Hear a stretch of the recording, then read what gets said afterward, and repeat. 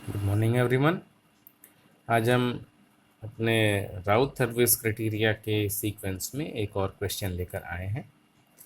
Question आपके सामने है, check whether all the roots of the equation, ये क्वेश्चन आपको गिवन है, have real parts more negative than -1। ऐसा ही एक क्वेश्चन हमने क्वेश्चन नंबर 11 किया था। सेम वैसा ही क्वेश्चन है, तो आपका कैरेक्टरिस्टिक इक्वेशन थोड़ा सा चेंज है। वहाँ पर आपका जो कैरेक्टरिस्टिक इक्वेशन था वो थर्ड ऑर्डर का था, यहाँ पर फिफ्थ ऑर्डर का था, है ठीक ना।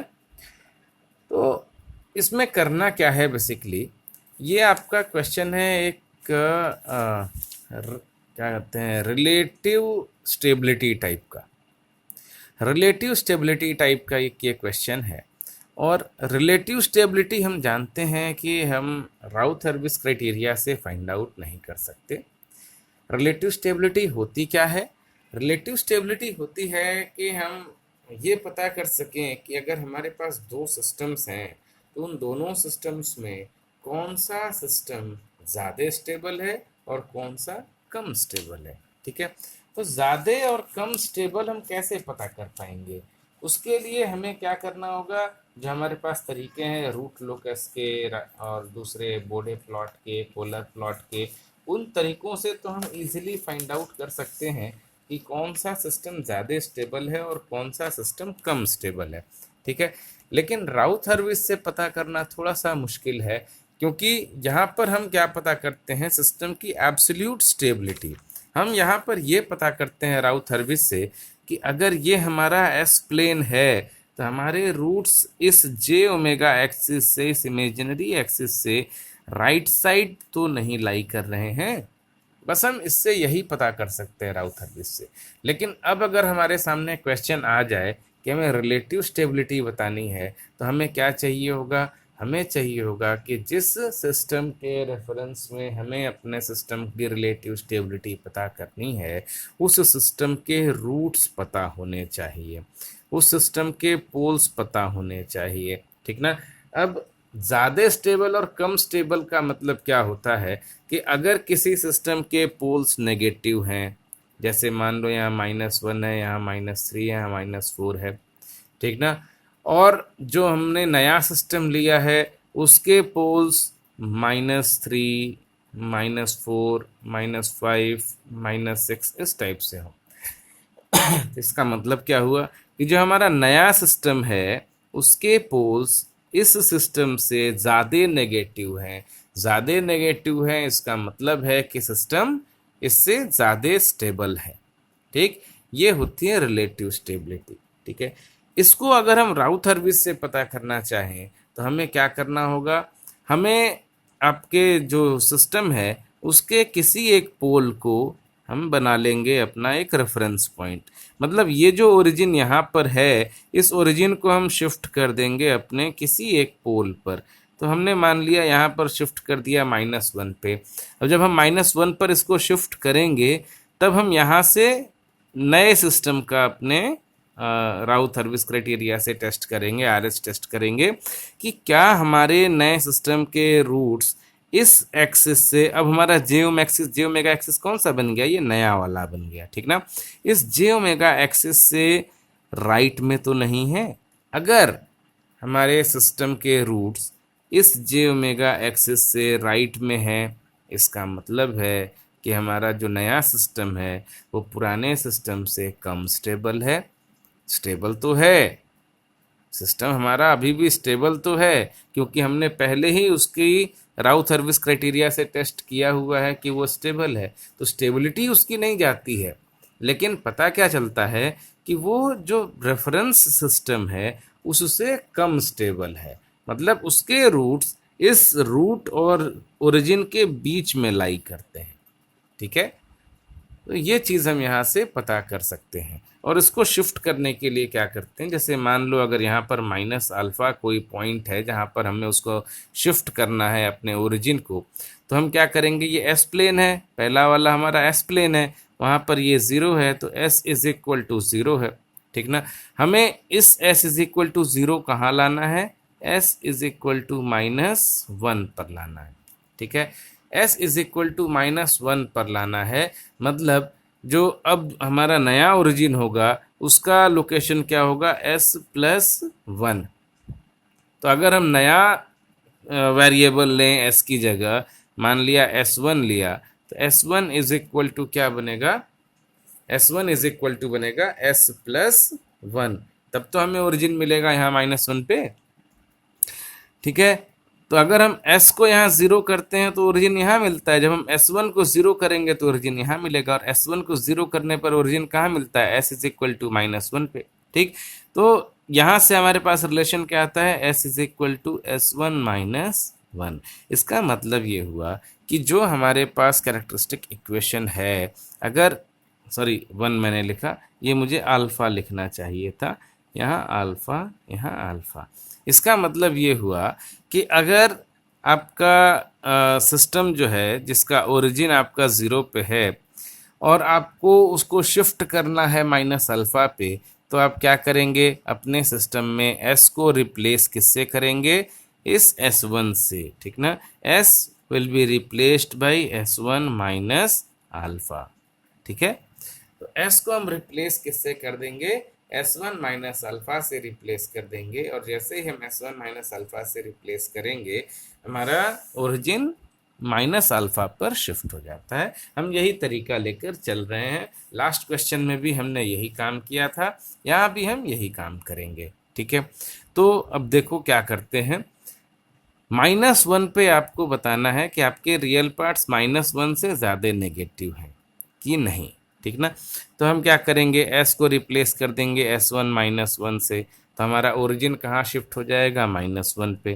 ठीक, तो जैसे ही हम इसको शिफ्ट करेंगे, रिप्लेस करेंगे, हमारा नया इक्वेशन ये बन के आ जाता है।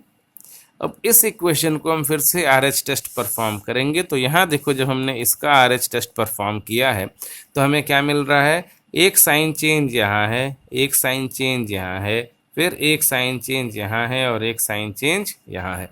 मतलब 4 रूट्स आपके right side of the j omega axis आ रहे हैं। मतलब ये हुआ कि जैसे ये हमारा सिस्टम एस प्लेन में था, यहाँ ओरिजिन था, यहाँ हमारा नया ओरिजिन हमने शिफ्ट किया -1 पे। ठीक ना, तो अगर ये सिस्टम, ओरिजिनल सिस्टम हमारा ये स्टेबल है, मतलब इसके सारे रूट्स लेफ्ट हाफ में लाई कर रहे हैं, तो ये क्या बता रहा है, ये बता रहा है कि इस सिस्टम के रूट्स, 4 रूट्स 0 और -1 के बीच में हैं, और एक रूट आपका इधर लाई कर रहा है। ठीक ना, सिर्फ एक रूट इधर लाई कर रहा है, लेफ्ट हाफ -1 में लाई कर रहा है, जबकि 4 रूट्स -1 और 0 के बीच में लाई कर रहे हैं। इसलिए ये जो सिस्टम आपका है ये -1 से ज़्यादा नेगेटिव नहीं है। ठीक, इसका सिर्फ एक ही रूट है जो -1 से ज़्यादा नेगेटिव जा रहा है। क्लियर है ना? अगला क्वेश्चन लेकर चलते हैं। अगला क्वेश्चन आपके सामने है, determine the range of values of k such that the characteristic equation has roots more negative than s is equal to -1। ये भी बिल्कुल वैसा ही क्वेश्चन है। अभी तक आपको कहीं k जैसा वेरिएबल नहीं दिखा था इस टाइप के क्वेश्चन में। अब आपको एक वेरिएबल k दिख गया है जिस पर आपका सिस्टम डिपेंड करेगा स्टेबिलिटी को लेकर। ठीक है, मतलब ये हुआ कि अब k की एक रेंज होगी जिस रेंज में आपका सिस्टम -1 से ज़्यादा नेगेटिव होगा। ठीक है, तो उसके लिए क्या करेंगे, प्रोसेस वही है, s को रिप्लेस कर देंगे s1 -1 से, और उसके बाद हम अपना राउथ टेस्ट परफॉर्म करेंगे, और हम ये बताएंगे कि हमारे ये जो दोनों वैल्यूज़ हैं, ये दोनों चूंकि पॉजिटिव ऊपर और नीचे है, तो ये भी पॉजिटिव वैल्यूज़ होंगी। For the system to be stable ये दोनों भी पॉजिटिव वैल्यूज़ होंगी, और जब हम इसको पॉजिटिव रखते हैं तो रेंज हमें क्या मिलता है, k should be greater than 0.53। मतलब ये हुआ कि जब जब k हमारा 0.53 से बड़ा होगा, उस टाइम पे आपके सारे रूट्स, कैरेक्टरिस्टिक इक्वेशन के सारे रूट्स -1 से नेगेटिव में आएंगे। ठीक ना, तब तब आपके सिस्टम के रूट्स -1 से नेगेटिव होंगे, अदरवाइज वो जो रूट्स हैं वो -1 से नेगेटिव नहीं होंगे। ठीक, अब हम नए टॉपिक पर चल रहे हैं। अगला टॉपिक है आपका रूट लोकस। ठीक है जी, तो रूट लोकस में हम क्या करते हैं कि हमारे सिस्टम के जो रूट्स हैं, जो हमारे कैरेक्टरिस्टिक इक्वेशन के रूट्स हैं, उस रूट को हम प्लॉट करते हैं, उन रूट्स का हम लोकस ड्रॉ करते हैं। ठीक है, और उस लोकस के बिहाफ पे हम बताते हैं कि हमारा सिस्टम कब कब स्टेबल होगा। ठीक, तो उसके लिए हमें करना क्या है, हम पूरे सिस्टम के कैरेक्टरिस्टिक इक्वेशन पर नहीं जाते हैं, हम क्या करते हैं, सिस्टम का GSHS फाइंड आउट करते हैं, means open loop transfer function find out करते हैं, और ओपन लूप ट्रांसफर फंक्शन से हम अपने रूट्स फाइंड आउट करते हैं। ठीक है, तो ओपन लूप ट्रांसफर फंक्शन क्या होता है, GSHS, और GSHS से आपको क्या मिलेगा, उस ओपन लूप ट्रांसफर फंक्शन के पोल्स एंड जीरोस। तो हम basically open loop transfer function के पोल जीरो लोकेट करके उसका लोकस ड्रॉ करते हैं। ठीक है, तो देखो क्या करते हैं, कैसे करते हैं। क्वेश्चन आपके सामने दिया हुआ है, the forward path transfer function of a unity feedback system is given by GS is equal to K divided by S into S+4 into S+5।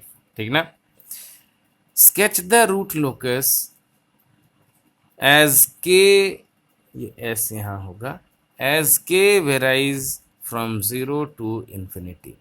जैसे जैसे आपका K 0 से इन्फिनिटी तक वेरी करेगा, आपको आपके रूट्स का लोकस ड्रॉ करना है।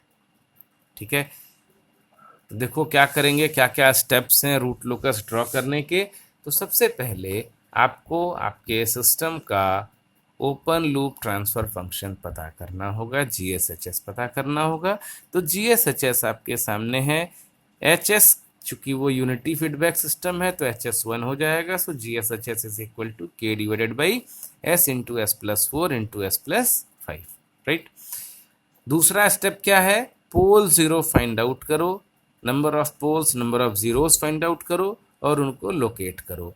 तो देखो पोल जीरो हमने फाइंड आउट किया, पोल्स कहाँ कहाँ हैं, एक 0 पे है, एक -4 पे है, एक -5 पे। ठीक ना, एक 0 पे है, एक -4 पे है, एक -5 पे है, और जीरोस कहीं नहीं है। अच्छा, जब हम रूट लोकस ड्रॉ करते हैं तो हम एक कंडीशन साथ में लेकर चलते हैं कि for root locus number of poles is equal to number of zeros. ठीक है, number of poles is equal to number of zeros. In case मान लो पोल्स आपके 3 हैं, जीरोस आपके 0 हैं। ठीक ना, तो होने कितने चाहिए, 3 जीरोस भी होने चाहिए। ठीक ना, जीरोस भी कितने होने चाहिए, 3, और हैं कितने, 0। तो मतलब क्या हुआ कि 3 - 0 जीरोस जो होंगे वो कहाँ लाई करेंगे, इन्फिनिटी पर। मतलब 3 जीरोस कहाँ लाई करेंगे, इन्फिनिटी पर।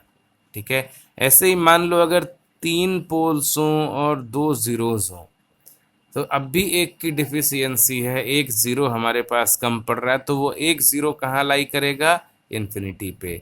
ऐसे ही मान लो आपके पास एक पोल हो और 3 जीरोस हो। ठीक ना, तो यहाँ पर पोल्स कम पड़ रहे हैं, 2 पोल्स कम पड़ रहे हैं, तो ये जो 2 पोल्स होंगे, ये दोनों पोल्स कहाँ लाई करेंगे, इन्फिनिटी पर। ठीक ना, हमें हमेशा ये याद रखना है कि जितने पोल्स हैं उतने ही जीरोस होंगे। Number of poles is equal to number of zeros, या number of zeros is equal to number of poles. तो जितने की डिफिशियंसी होगी, अगर पोल्स में है तो पोल इनफाइनाइट पर लाई करेंगे, अगर डिफिशियंसी जीरोस में है तो जीरोस इनफाइनाइट पर लाई करेंगे। क्लियर है, तो हमें यहाँ पर एक यही बस कंसेप्ट ध्यान रखना है कि आपके number of poles is equal to number of zeros होने हैं। ठीक है, अच्छा, तो number of poles is equal to number of zeros. दूसरी चीज एक ये ध्यान रखनी है कि आपका जो रूट लोकस है उसका डायरेक्शन किधर से किधर होगा लोकस का। तो रूट लोकस का डायरेक्शन जो आपका होगा वो फ्रॉम पोल्स टू जीरोस। हमेशा याद रखना कि रूट लोकस पोल्स से निकलेगा और जीरोस की ओर जाएगा। जो डायरेक्शन है रूट लोकस का, लोकस आपके पोल से निकलता हुआ दिखाई देगा और टू द जीरोस होगा। ठीक ना। स्टेप 3 क्या है? Locate the RL branches, root locus branches on real axis.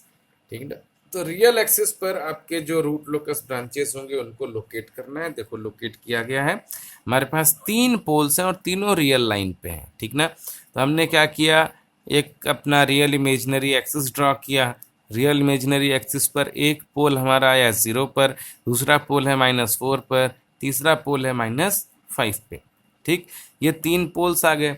In 3 poles में हमें पता करना है कि किस सेक्शन में हमारे पास रूट लोकस एग्जिस्ट करेगा। सेक्शन मीन्स हम कॉम्प्लेक्स में नहीं जाएंगे, हम सिर्फ रियल लाइन पर रहेंगे। तो रियल लाइन पे 3 पोल्स हैं, रियल लाइन पे 3 पोल्स हैं, तो एक सेक्शन हमारा इस पोल और इस पोल के बीच बनता है, 0 और -4 के बीच। दूसरा सेक्शन हमारा बनता है -4 और -5 के बीच। तीसरा सेक्शन हमारा बनता है -5 और इन्फिनिटी के बीच। ठीक ना। -5 और इन्फिनिटी के बीच हमारा तीसरा सेक्शन बनता है। ठीक है। तो हमें करना क्या है, हम किस सेक्शन में हमारा रूट लोकस लाई करेगा वो हम कैसे पता करेंगे? तो पहले इस सेक्शन को लो, 0 और -4 वाले को, और ये पता करो कि जिस सेक्शन को हम ले रहे हैं उसके राइट साइड में number of poles and zeros कितने हैं। तो number of poles and zeros कितने हैं? एक ही है। ठीक ना, एक ही पोल है, 0 एक भी नहीं है। तो number of poles and zeros combined form में 1, और 1 क्या है? Odd number. ठीक है। तो अगर ऑड नंबर आता है number of poles and zeros, तो उस सेक्शन में आपका रूट लोकस लाई करेगा। ठीक है। अगर इवन नंबर आता है राइट साइड में number of poles and zeros, तो उस सेक्शन में रूट लोकस लाई नहीं करेगा। ठीक है। तो यहाँ देखो इस सेक्शन के राइट साइड में एक यही पोल है, तो ऑड नंबर है, इसलिए ये इस सेक्शन में रूट लोकस लाई करेगा। जब हम इस सेक्शन की बात करते हैं तो इसके राइट साइड में number of poles and zeros कितने हो गए? 1 एंड 2। तो जब 2 पोल्स हो गए, जीरोस तो नहीं है, पोल्स 2 हो गए, 2 poles means even number. Even number है तो यहाँ पर आपका रूट लोकस लाई नहीं करेगा। तीसरा ये वाला सेक्शन -5 टू इन्फिनिटी, इस वाले सेक्शन के राइट साइड में देखो 1 2 3 odd number of poles, therefore root locus exists in this section. ठीक है। तो 2 सेक्शन में, रियल लाइन पर 2 सेक्शंस में आपके रूट लोकस लाई करेगा, एक इधर और एक इस बीच में। ठीक है। अच्छा, अगला स्टेप क्या है? अगला स्टेप है सेंट्रॉइड फाइंड आउट करना, centroid of the asymptotes find out करना। असिम्प्टोट्स क्या होते हैं? असिम्प्टोट्स वो लाइंस होती हैं जो इन्फिनिटी की ओर जाती हैं। ठीक ना। असिम्प्टोट्स क्या होती हैं? वो लाइंस जो इन्फिनिटी की ओर जाती हैं। ठीक है। इन्फिनिटी को टेंड करती हैं, उन लाइंस को क्या कहते हैं? असिम्प्टोट्स। क्लियर है? तो देखो सेंट्रॉइड फाइंड आउट करना है। सेंट्रॉइड फाइंड आउट करने का फॉर्मूला क्या होता है? Sigma is equal to sum of poles minus sum of zeros divided by number of poles minus number of zeros. इसको हम p से रिप्रेजेंट करते हैं और इसको हम z से रिप्रेजेंट करते हैं। तो sum of poles minus sum of zeros divided by p minus z। ठीक। तो पोल्स कितने हैं? 3 है। कौन कौन से? 0 -4 -5, तीनों को सम कर दो, तीनों को सम कर दिया। जीरोस कितने हैं? एक भी नहीं है, तो -0 divided by number of poles कितने हैं? 3। नंबर ऑफ जीरोस कितने हैं? 0। तो क्या बन गया? -4 -5 -9, -9 डिवाइड बाय 3 कहाँ आ गया? सेंट्रॉइड -3 पे। सेंट्रॉइड कहाँ आया? -3 पर। याद रखना। एंगल ऑफ असिम्प्टोट्स, अब सेंट्रॉइड बना तो एंगल ऑफ असिम्प्टोट्स भी होंगे। एंगल ऑफ असिम्प्टोट्स कहाँ से हम फाइंड आउट करेंगे? तो नंबर ऑफ असिम्प्टोट्स कितने होते हैं? नंबर ऑफ असिम्प्टोट्स फाइंड आउट करने के लिए हम p माइनस जेड करते हैं। तो p minus Z is equal to number of asymptotes. यहाँ p माइनस जेड कितना आ रहा है 3, तो 3 असिम्प्टोट्स होने हैं, ठीक ना। अब एंगल ऑफ असिम्प्टोट कैसे फाइंड आउट करते हैं, 2i plus 1 divided by p minus Z into 180। 2i plus 1 divide by p minus Z multiplied by 180। यहाँ से आप अपना एंगल ऑफ असिम्प्टोट फाइंड आउट करते हैं। और i कहाँ से कहाँ तक वेरी करता है, from 0 to p minus z minus 1, ठीक। तो p minus z minus 1 means 2, तो 0 1 2। थीटा नॉट आपको पहले निकलेगा, i की वैल्यू 0 पुट करो तो क्या आ जाएगा 60 डिग्री, i की वैल्यू 1 पुट करो क्या आ जाएगा 180 डिग्री, i की वैल्यू 2 पुट करो कितना आ जाएगा 300 डिग्री, ठीक है। ध्यान रखना जहाँ कहीं भी 3 असिम्प्टोट्स होंगे यही 3 एंगल ऑफ असिम्प्टोट्स आएंगे, ठीक है। यही 3 एंगल ऑफ असिम्प्टोट्स आएंगे जब कभी भी 3 असिम्प्टोट्स आपके पास होंगे, ठीक है। चलो आगे देखते हैं, आगे क्या कह रहा है, स्टेप 6। स्टेप 6 में आपको फाइंड आउट करना है intersection point on imaginary axis, कि आपका जो रूट लोकस है वो आपके इमेजिनरी एक्सिस को कहाँ इंटरसेक्ट करता है। यहाँ से हम अगले लेक्चर में बात करेंगे, ठीक है। आज के लिए इतना ही।